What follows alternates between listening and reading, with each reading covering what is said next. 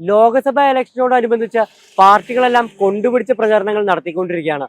ഇത്തവണ ഏത് വിധേയനെയും വടകര തിരിച്ചു പിടിക്കാനാണ് LDFന്റെ ശ്രമമെന്ന് LDFന്റെ സ്ഥാനാർത്ഥി പ്രഖ്യാപനത്തിലൂടെ തന്നെ മനസ്സിലായിരിക്കുകയാണ്. ഡോക്ടർ KK ശൈലജയാണ് വടകരയിൽ LDF സ്ഥാനാർത്ഥി.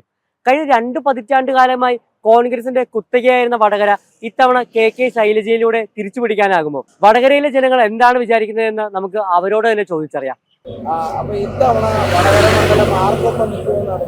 തീർച്ചയായും യാതൊരു സംശയങ്ങളും LDF ശൈലജ ടീച്ചർ വൻ ഭൂരിപക്ഷം വടകര മണ്ഡലം LDFന് അനുകൂലമായ ജനവിധി ഉണ്ടാവും.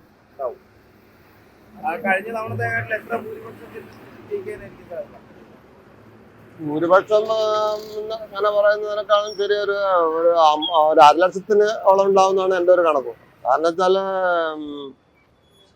ഇപ്പം മുരളീധരനാണ് ഇവിടെ വരുന്നതെങ്കിലും സ്ഥാനാർത്ഥികളെ നമ്മൾ താരതമ്യപ്പെടുത്തുമ്പം നമ്പർ 1 ആണ് ശൈലജ ടീച്ചർ. അതുകൊണ്ട് തന്നെ വ്യക്തമായ ഭൂരിപക്ഷത്തോടു കൂടി ജയിക്കുന്നതാണ് ഞങ്ങളൊക്കെ പ്രതീക്ഷ.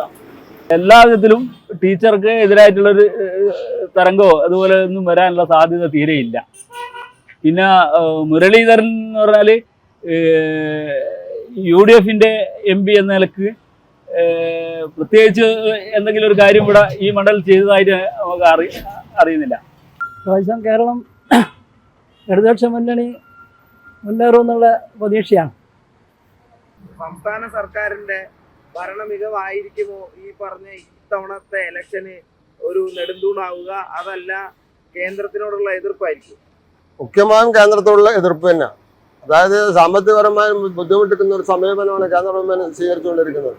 അതിൽ നിന്നുകൊണ്ട് തന്നെ അവശത അനുഭവിക്കുന്ന ജനവിഭാഗങ്ങൾക്ക് വേണ്ടി എന്തെല്ലാം ചെയ്യാമോ അതെല്ലാം ഈ പിണറായി വിജയൻ നേതൃത്വത്തിലുള്ള ഗവൺമെന്റ് ചെയ്യുന്നുണ്ട്.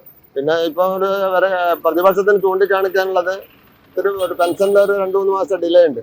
അത് സംസ്ഥാന ഗവൺമെന്റിന്റെ പിടിപ്പ് കൊണ്ടൊന്നല്ല, അത് സാമ്പത്തികപരമായിട്ട് ഞെക്കിഞ്ഞെരുക്കുന്ന ഒരു സമീപനമാണ് കേന്ദ്ര ഗവൺമെന്റ്. അർഹതപ്പെട്ട പദ്ധതി വീതം തരുന്നില്ല, GST ഇനത്തിലുള്ള പൈസ കിട്ടുന്നില്ല, അങ്ങനെയുള്ള ഒരുപാട് കാര്യങ്ങളുണ്ട്. അതെല്ലാം പ്രബുദ്ധരായ വടകര ജനത തിരിച്ചറിയും എന്ന് തന്നെയാണ് ഞങ്ങളെല്ലാം പ്രതീക്ഷ. ഒരു സാധ്യത നിലവിലില്ല. മുരളീധരൻ കഴിഞ്ഞ 5 വർഷം വളരെ പരാജയമായി. പിന്നെ അദ്ദേഹം ഒരു TP ചന്ദ്രശേഖരൻ വധം എന്ന് പറഞ്ഞുകൊണ്ട് മാത്രമാണ് അദ്ദേഹം ഒരു സഹതാപ തരംഗത്തിലാണ് കഴിഞ്ഞ പ്രാവശ്യം ജയിച്ചത്.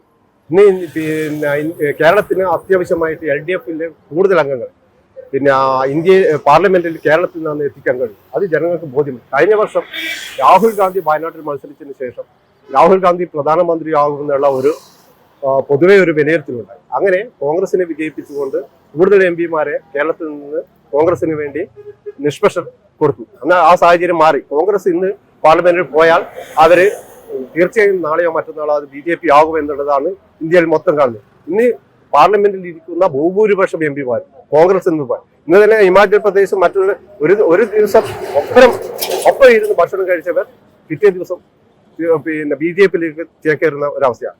തമിഴ്നാട്ടിലെ ചീഫ് വിപ്പ് BJPയിലേക്ക് പോയിരിക്കുകയാണ്.